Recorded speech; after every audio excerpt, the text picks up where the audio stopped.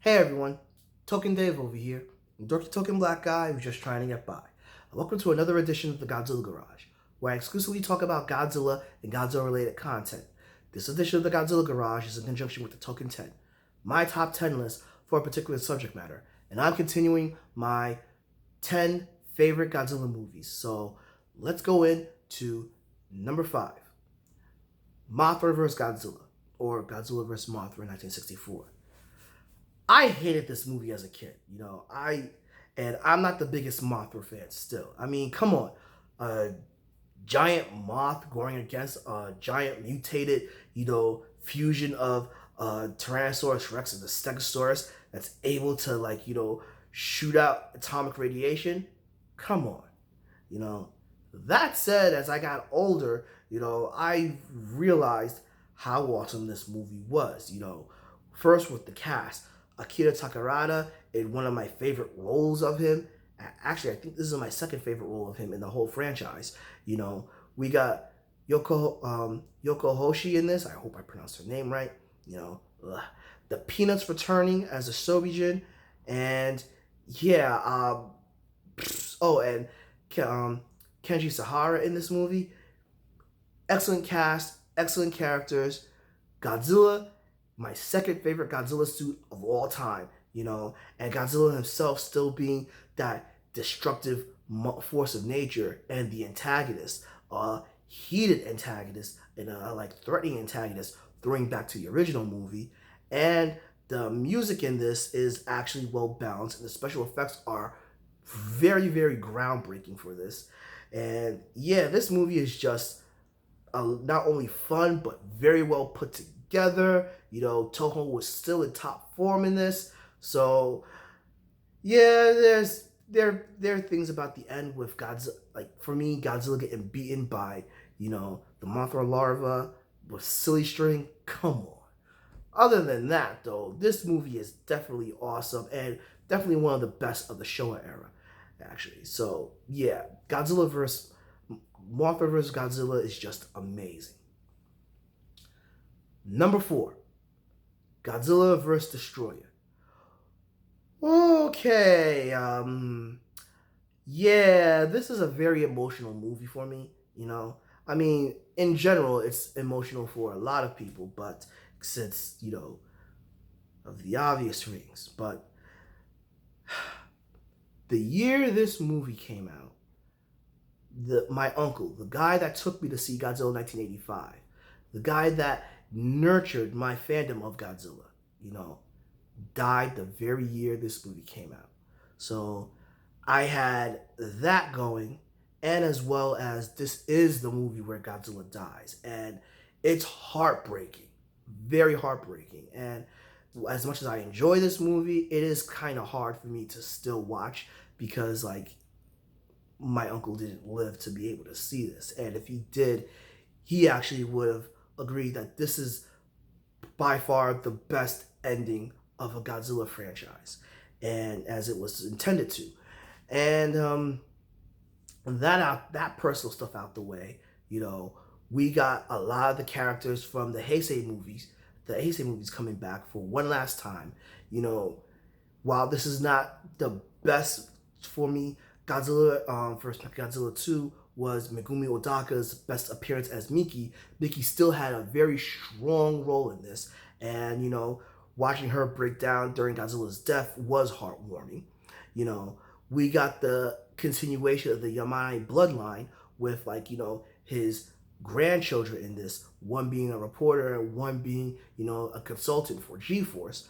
We got now we finally see baby Godzilla and Chibi Godzilla, aka Little Godzilla, grow up to be Godzilla Jr. And unlike Manila, who I'm indifferent about, this definitely looks like the successor to Godzilla in this.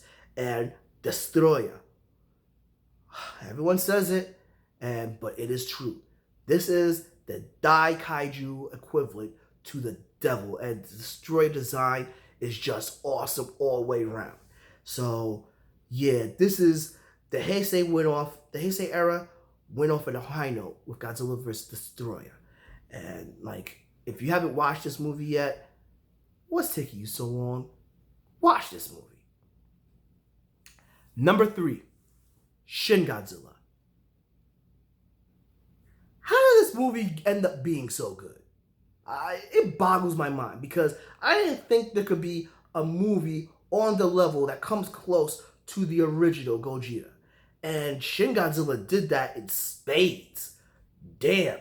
The only remake of the franchise, complete remake, and it was done like, what, about 3 years ago. And yeah, I can see why it won Best Picture and swept almost all the Japanese, like, movie awards. Because, damn, the political satire was done effectively. Godzilla himself this is the first time he actually looked freaking scary in this. This is the scariest he's ever looked. The changes they made for him, are actually both refreshing and awesome. The way they actually stopped Godzilla is very innovative. We actually we see more of what an international and global threat Godzilla is, where we have the Americans coming in, as well as the Germans and the French coming to help Japan out, try to stop Godzilla, and a bunch of Easter eggs in reference to like the other Godzilla movies and the changes that Godzilla goes through, from like tadpole to terrestrial on 4 legs to changing upright. This movie is just amazing. Plus the score, new themes, themes from Neon Genesis Evangelion in this, as well as other classic Toho themes from Akira Ifukube. This is the second best film in the whole entire franchise, in my opinion.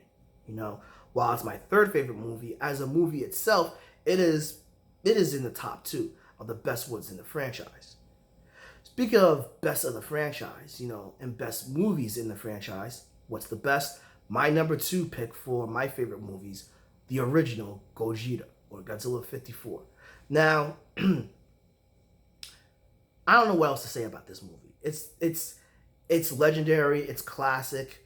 The creator of the Kaiju Iga, Strange Beast movies, Godzilla being the original Daikaiju, Akira Takarada, Momono Kochi, the actor that played Dr. Serizawa, the Oxygen Destroyer. What else can you say? This is the best movie in the franchise. Now, while this is the best movie in the franchise, what's my favorite? Number 1, The Return of Godzilla, or Godzilla 1985. Now, I put 85 and The Return in the same category. Reason being is because 1985, this is the movie that got me into Godzilla, and this is the first movie that I saw in the theaters, thanks to my uncle. And this is the first time that I saw Godzilla modernized, and the way they modernized Godzilla into, the 80s during the Cold War, it was amazing and intriguing for 4-year-old me to be very interested. Yeah, I was waiting for Godzilla to come in, but I was actually curious about what the adults were talking about, and I was interested. And it grabbed my attention, it grabbed my imagination, and the final act when Godzilla comes in for those 40 minutes was just mind-blowing. And this is a movie that made me into a movie buff. I love the score, I love the special effects, I like the characters, even though they could have been better. And, yeah, my favorite movie in the franchise, The Return of Godzilla. Agree? Disagree? Please, drop me a comment below, give me a like, follow me on Facebook, or follow me on Facebook at Token Dave, or Instagram and Twitter at Token Dave 80. Subscribe, ring that bell so you know when a new video loads. But until then, this has been Token Dave, Dorky Token Black Guy, just trying to get by. Catch all of y'all later.